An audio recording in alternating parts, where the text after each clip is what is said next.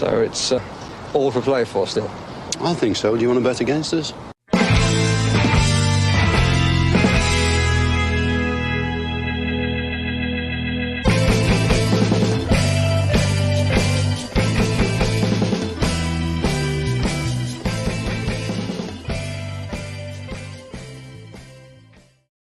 Hello, everybody. Welcome to the Love of Paul McGrath podcast. The team teach to. This is what's wrong with live TV.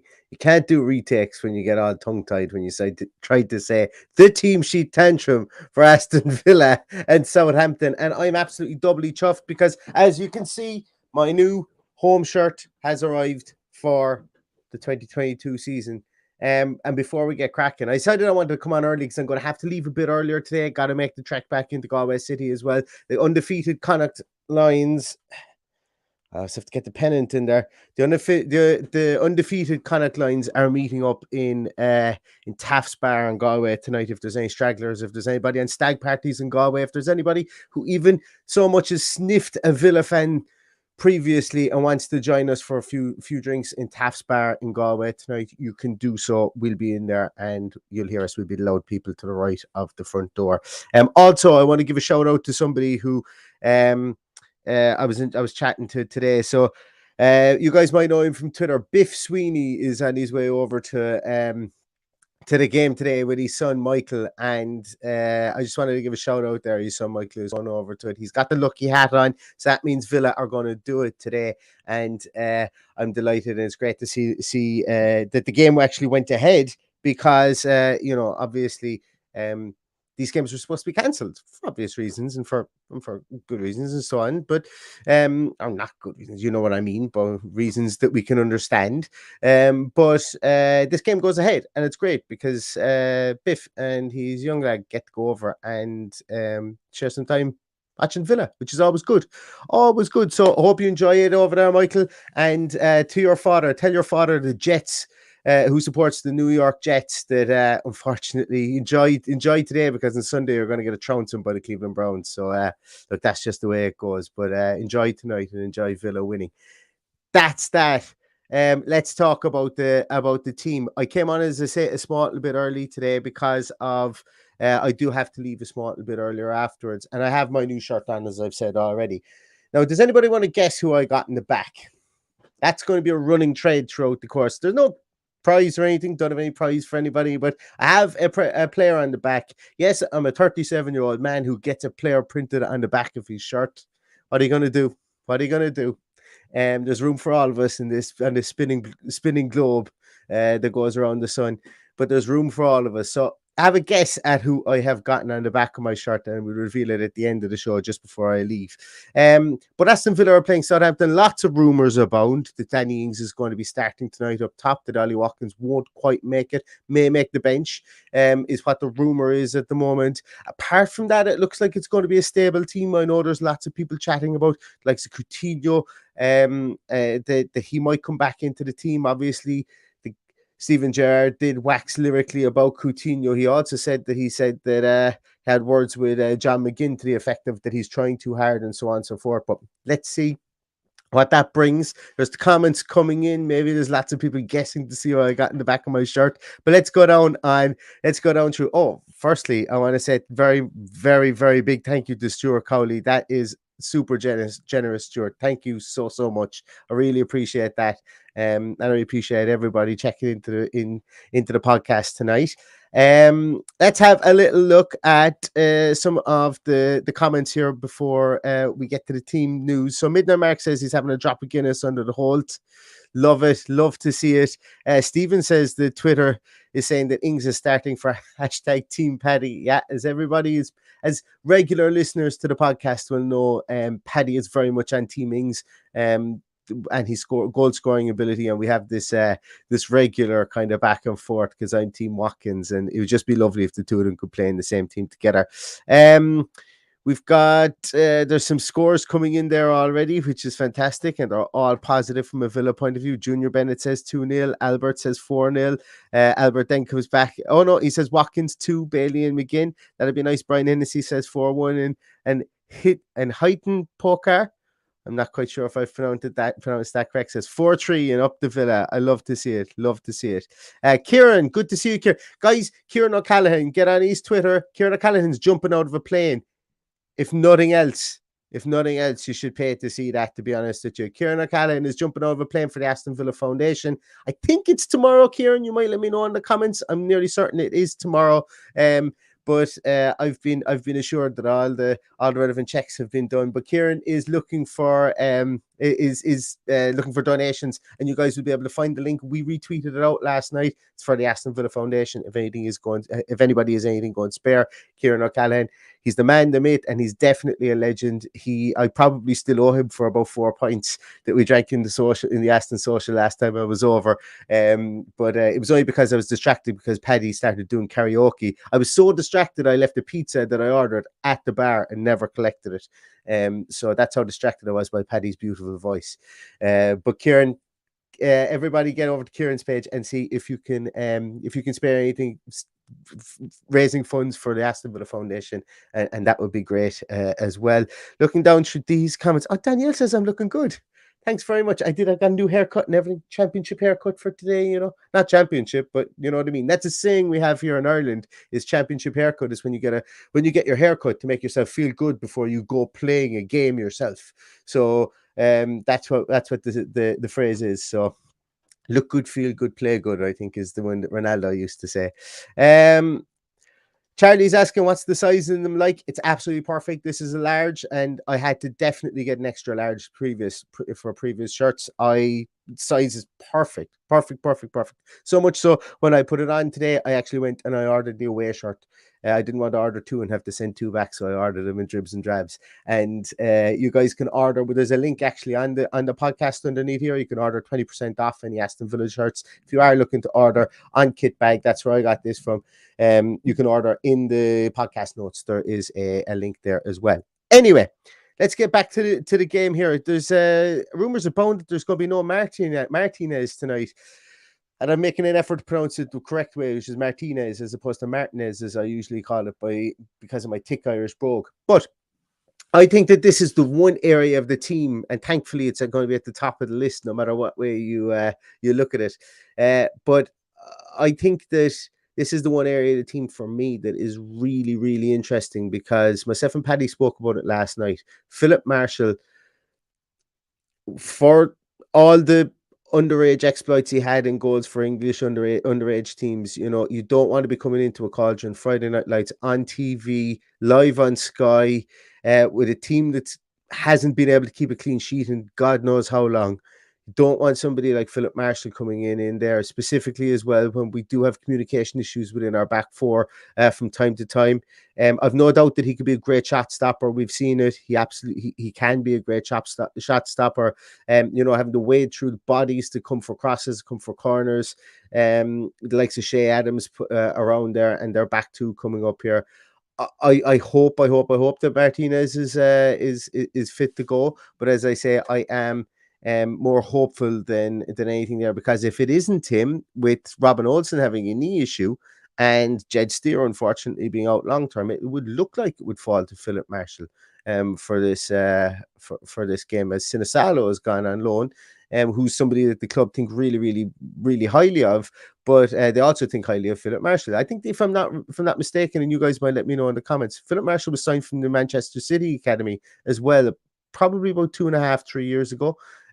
So he does have some sort of pedigree from that point of view, but I think that's where my eyes are going to be drawn to first. Obviously, it's top of the list, but that's where I suppose I will be looking with great interest to see what is going on there with that, with the goalkeeper position. I have got Twitter open here, and I'm just rifling through it to see if we have any rumors abound to see. Ahmed Al-Mohammadi is tweeting up the Villa. Always good. Love Elmo. I really do. It's great that the club have him in and around there again, because he's just one of these nice guys. Just looking through here. Yes, the Aston Villa News and Record and the program today will obviously have a commemoration to Her Majesty the Queen on it as well, which it would be a nice collector's item for people. Ty Bracey has got an Ehiag 16 jersey, one of the old 1995 AST AST Computer shirts. That is jealousy. Ty, if you're listening, I'm jealous of your shirt, by the way. I'm jealous of your shirt. But it looks like we don't have too many rumors. Well, not in my timeline anyway, just yet, but we will know the team in the next minute or so. Getting back to some of your comments there for a moment. Stuart, visiting from New Zealand, just standing outside the hotel and soaking up the atmosphere. Well, do you know what? Enjoy every second of it, Stuart, because Friday Night Lights, as I said, I've not had the opportunity to go to a league game under lights, specifically on a Friday night, but under lights in general at Villa Park, and I would love to go over to this one, so I hope you enjoy it. And I hope you can be the lucky charm. The only problem is, if we win, you have to come back again every other weekend, so, get the... get the ticket sorted now. Get the plane ticket sorted, because we need all the good luck charms that we can possibly get. There's lots and lots and lots of guesses coming in as to who I have on the back of my shirt. Absolutely. No, Brian Kavanagh, I can categorically say that you have not won this guessing game. I do not have David Unsworth on the back of my shirt, for sure. You can be sure of that. Nicky Adams has been sat in the motorway for 2 hours. Oh no, are you going to miss the game? Hopefully not. Hopefully you'll get there in time. Hopefully you get there in time. Noel Connaughton, my consigliere in Taft's, making sure that everybody is well oiled by the time I get in there. Noel is my partner in crime for tonight in Taft's bar. He's keeping the Connacht lines good run going. Absolutely, Noel, and I'll be into you as soon as I can. Dara Grady says up the actual Villa. Whatever that means. Where else are we? Okay. We've got a team news. Wait a minute. Whoa, I've completely forgot all about the team and all my messing, because there is a team alert. Yes, and I'm still not ready for it. So our team is out, and we have Emiliano Martinez starts in goals. Martinez starts in goal. Ashley Young, Konza, Mings, Dina, as we expected. Luca Dina was apparently has a point to prove to Didier Deschamps, who hasn't picked him in this latest squad, and it seems to have caused ruffles in the French media, even though they picked Ferland Mendy and Theo Hernandez. John McGinn, Kamara, Jacob Ramsey, Bailey, Watkins, Coutinho is in an absolute ferret from the left ditch. Has been thrown at us here, because all the news was that it was not going to be Coutinho, that Watkins wasn't going to start and Ings was going to be in there, but Coutinho starts today, and it is a case whereby Douglas Luiz drops to the bench. I'm going to be really honest, I ain't too sure about that. I can understand why it's done, because of the fact that we spoke about this on the podcast last night. I want your comments on this, guys. Get your comments in there. I'd be interested to understand and try and keep it to what potentially we could play, what way we could play with Coutinho in there, as opposed to, well, Gerrard is just kissing Coutinho and just loves him, and he can't drop him because he loves him and all that kind of stuff. We know that there is a bromance there or whatsoever. But I think when I talk about Coutinho, or when we were talking about him last night, the fact that we're going to look at Southampton's team now in a moment. We'll look at it in a minute. But if the likes of Maitland-Niles and James Ward-Prowse are starting in that back double pivot, I think Coutinho would be perfect to move them around. Neither of the two of them are wicked fast, number one, nor is Coutinho. That's okay, but Coutinho's is that Telly Sheringham type at this moment. He's all his paces in his head. But I think that him dropping deep in between those two, or getting into positions in between those two, could be beneficial for us. Our substitutes bench, Robin Olsen makes the bench. So it seems like it was much ado about nothing. Did we throw out the dummy injury report? I don't know, but we have 3 people that were mentioned. The 3 people who were mentioned in the injury report are all there, suited up for tonight. So Robin Olsen is there, Callum Chambers is there, Augustinson, Nakamba, and Nakamba sighting. A marvelous Nakamba sighting, everybody. Whoa. Didn't expect that.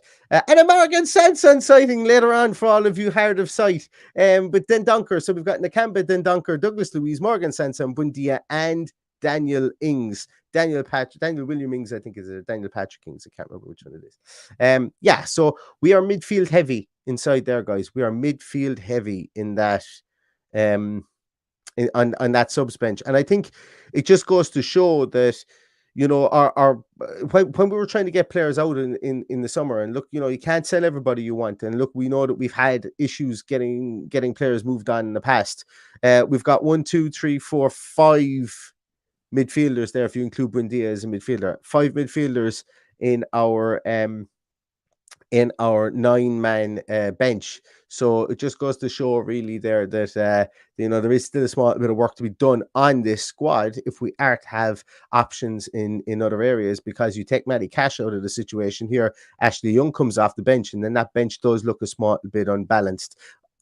Talented, don't get me wrong, it's a really talented bench, but it is a small bit unbalanced, I think, and I think even the most diehard of fans will admit that. Let's take a look at the Southampton team while we're here. It'd be nice to look in a friendly look at the Southampton team. Oh, Southampton. Okay, so they have Gavin Bazzuno, as I mentioned, Irish goalkeeper, really highly rated, should I say. I'm looking forward to seeing him.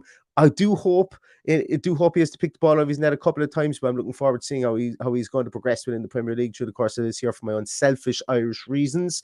Walker Peters, Bella Ketchup, Salisu, and Perud. Perud comes in there in the left back position, although he has played there a couple of times this season.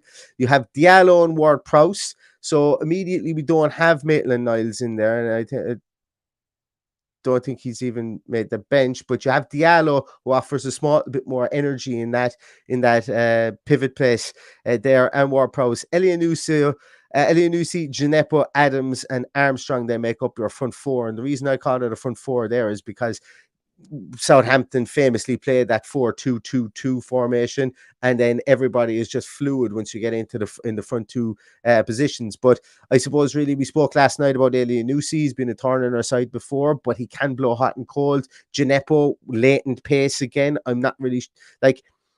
It's something that he can get a cross in, he can dig out a cross or whatever. You've got Che Adams who's on a scoring streak, and look, Adam Armstrong just loves to see an Aston Villa jersey because he gets those dirty goals against us that we can never really seem to come back from, and he seems to score his best goals against Aston Villa.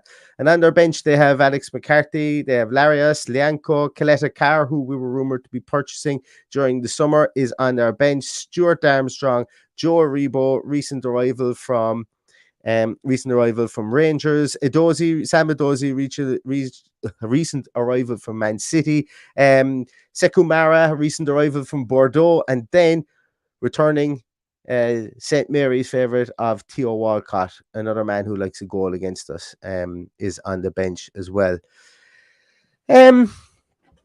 I spoke an awful lot there in a very, very short space of time. But that team, obviously, I'm going to be honest. When I look at that team, their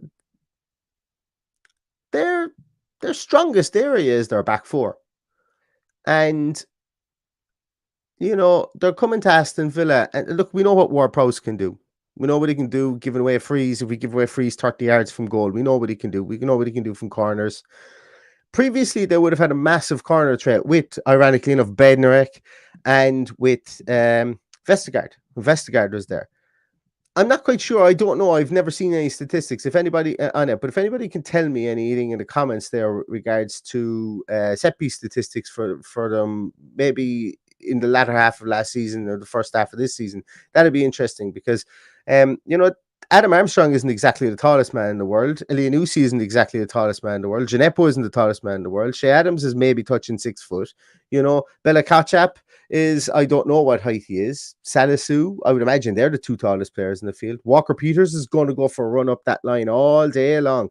Luca Dean is going to need to have his Weetabix because he's going to be tracking back an awful lot. But then again, when Walker Peters goes forward, he's going to need to have his Weetabix to get up to French, to a former French international, I suppose we could call him now, since he's not in the squad, looking to regain his place in the team. So I think it's a nice even matchup, to be honest with you. I think this team here, and realistically, it's whoever gets the tactics right on the day, it seems to be, between these two teams over the last 2 or 3 years, tends to get a win. And there's been some there's been goals in these games. These games have tended to be open, and there's been lots of goals. And that brings me back to Coutinho. And I think that he's hoping in that aspect that this game will be as open as Hasenhüttl wants it to be. He wants to isolate the likes of Gineppo with his latent pace. He wants to isolate the likes of the likes of Elianusi out wide, and then he wants to try and get the two guys getting through the centre, but also the two guys you'll often see Adam Armstrong is running diagonally, and I've spoken about this before, and a lot of the times I admire this tactic from Haslutl is the diagonal runs from their strikers. It's very difficult to defend a diagonal run, specifically if you're going to start it early and then maybe straighten your run to go forward. It's very difficult because you're breaking off side traps very easily in that aspect there, because somebody's going to move, somebody's going to flinch and move out of the line, and that's what they can bring here. So Konsa and Mings are going to have to be really on top of their game. But likewise up top for them, if they start to bomb forward with Walker Peters, stick Bailey out in that wing. I know Bailey's normally played right wing for us so far, but maybe pull him across the field if Walker Peters is going up. Make sure that Walker Peters has to expend more energy to get back than he does going forward. And Leon Bailey will make you do that, because Leon Bailey, as we know, is really, really fast. So I think we've got an interesting blend here. And I know that people may like the Coutinho selection, but and I think that it's really going to depend on how open we are in midfield as to how we're going to do it in this game. But I think Gerrard is looking for fast attacking football here. We haven't been able to do it.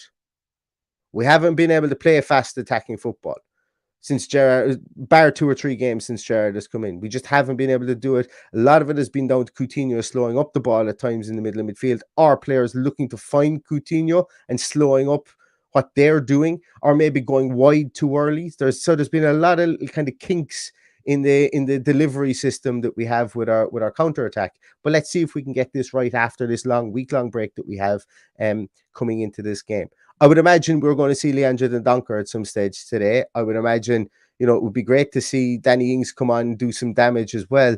The 5 subs rule here, I wouldn't be surprised at all to see Douglas Luiz, Buendia, Ings, Dendoncker all come on in this game today. And, Steven Gerrard hasn't been a fan of using all 5 subs, but I think that we could see 4 subs come in today. From the bench. Let's go back to the comments, and I'm going to remove this from the screen. We have this in here. Darrow O'Grady, thank you very much. Ferret from the left ditch. Yeah, and that's what it is. And I'm hoping that Coutinho plays like a ferret bolting from the left ditch today, and he gets on everything that's passed out there to him. Carson White says, Sanson, yeah, I think we've a Sanson and we've an Akamba sighting here, lads. So maybe there's been a flock of doves. The dove of peace has been. They all went into the centre circle at 5 o'clock today, and they just released doves and handed each other olive branches at some stage today. But nice to see the 2 men back on the field. They can't go anywhere now at this moment in time. Let's introduce them back into the team. Let's make them regular contributors within the team. I don't know how blown up a lot of the contretemps between them and Gerrard was. I don't know, and I don't think we'll ever know until one or both players or the manager leaves the club. That's usually something that comes out afterwards. But look, it's good that we're using them. It's good that we're seeing them there. Philly D says, McGinn and Ramsey yet again is a joke. It doesn't work. It's like he wants to be sacked. It worked against Man City, though, I suppose. But then again, you had Douglas Luiz in there.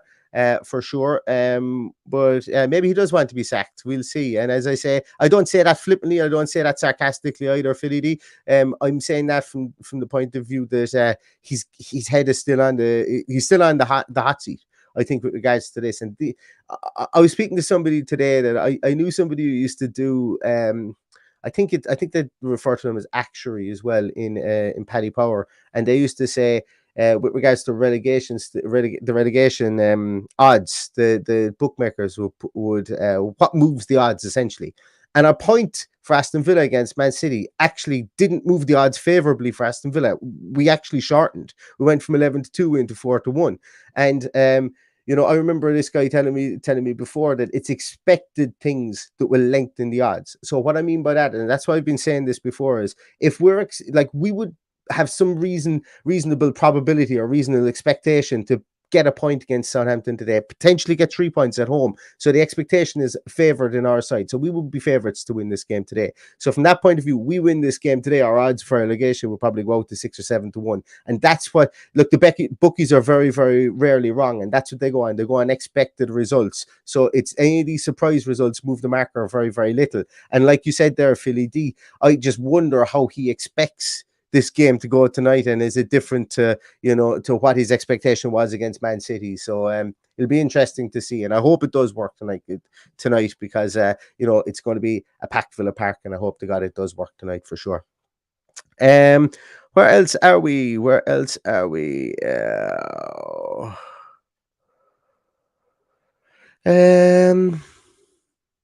No Archer, not even on the bench. That's an interesting one as well there.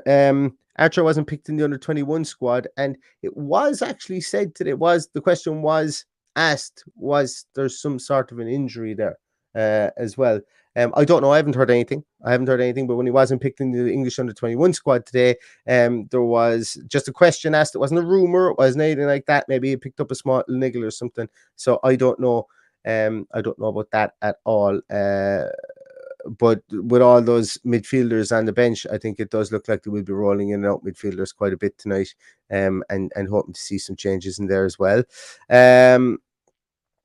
Yeah, guys, there's a lot of McGinn has been diabolical, and I don't think that, I think statistically you can look at that and what you see with your eyes, and you can look and it's hard to disagree with it. He's been poor. I wouldn't say he's been diabolical. Right? It's okay to say he's been poor for sure, but he's got the captain's armband. So he's almost, and look, you can say what you like about that as well, guys, but my expectation is that he's going to start until something falls off him. And by that I mean a limb is going to fall off him. So I personally don't get too hot under the collar regards to John McGinn. I just hope that they surround him with players that force him into different areas of the field. So at this moment in time, he can play himself back into form as well. But I think Doug, if you were to ask any neutral observer of the game against Manchester City, who would be the man you would take out the next day? Would it be Douglas Luiz or John McGinn? I think it would have been heavily favoured with regards to John McGinn. I think in that, just based on his performances recently. But he does need to get back to the form that we know he can play with for sure. Where are we? Rex Cole says Buendia and Chambers have been good, so of course Gerrard doesn't play them. He picks Konsa and Coutinho once again. I don't think that Callum Chambers, I've been very negative on Konsa as well. Chambers probably deserves a goal in the team.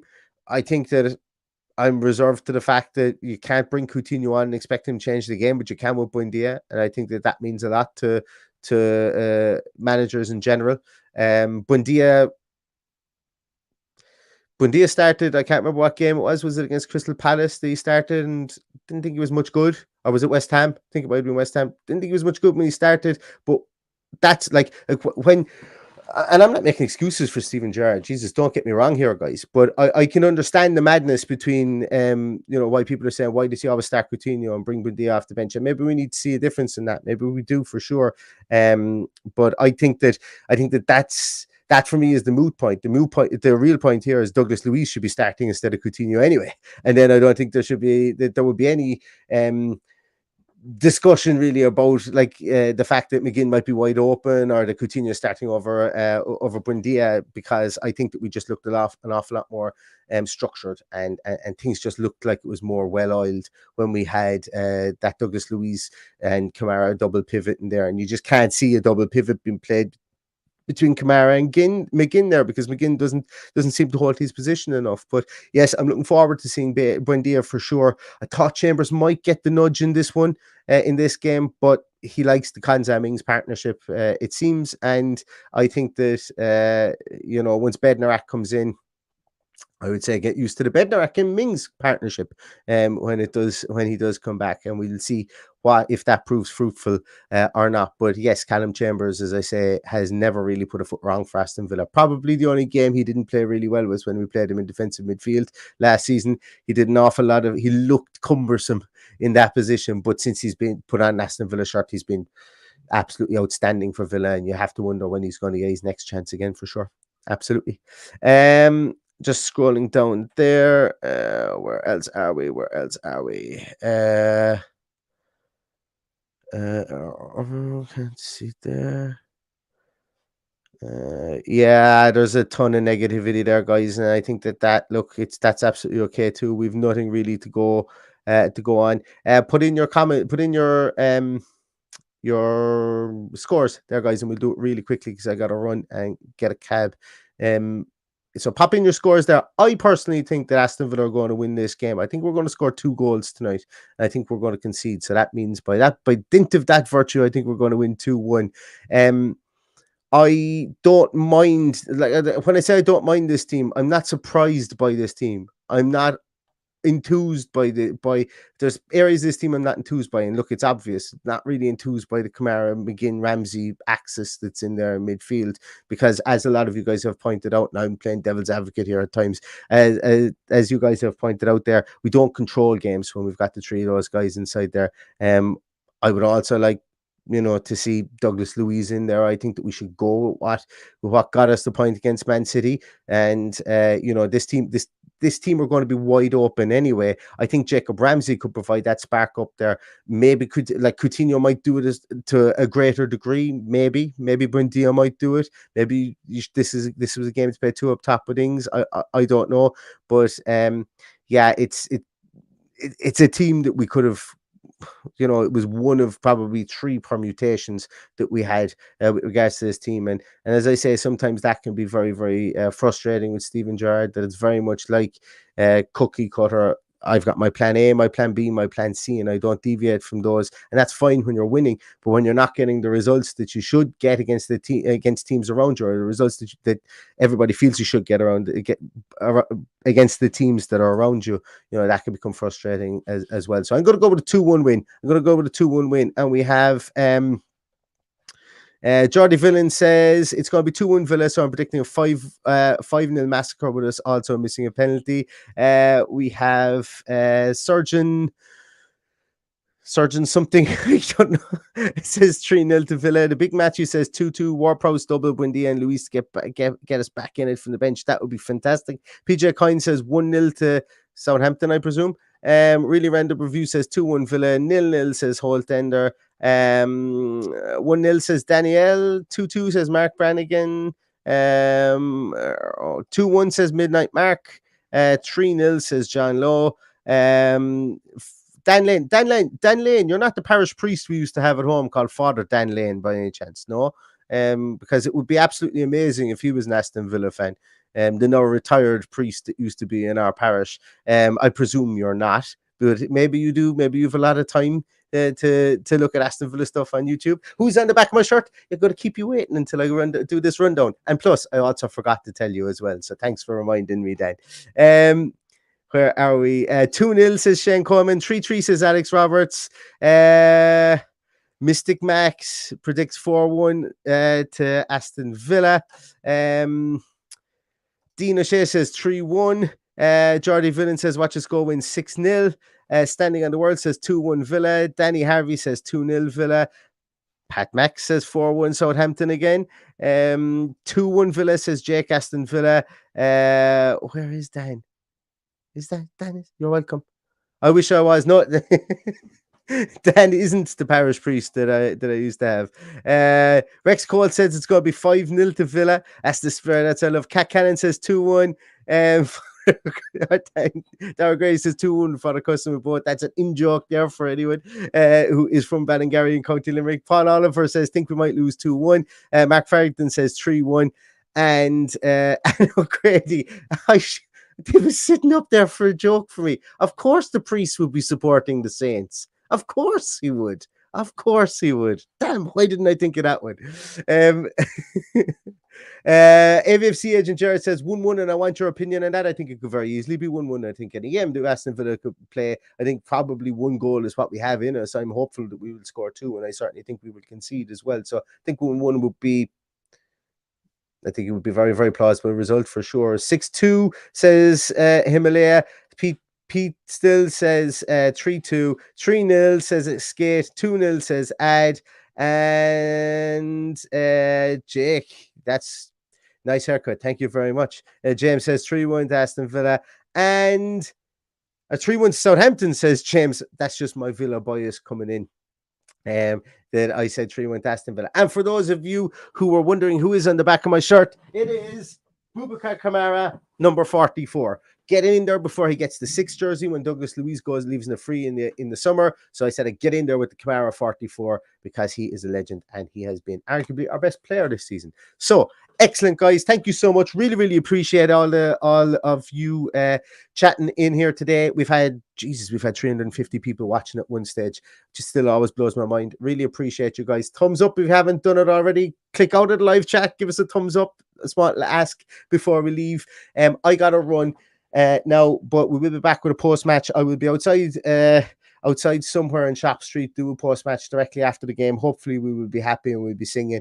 It'll be a shorter one because I will be on my own, so I hope to see you then. It'll be roughly around 9:55 GMT. So thanks very much, everybody. Up the Villa, and I hope we do it tonight against Southampton because we need to go on a decent run over the next few weeks before the World Cup. So thanks very much, everybody, for watching. Up the Villa and up Boubacar Kamara, my new shirt.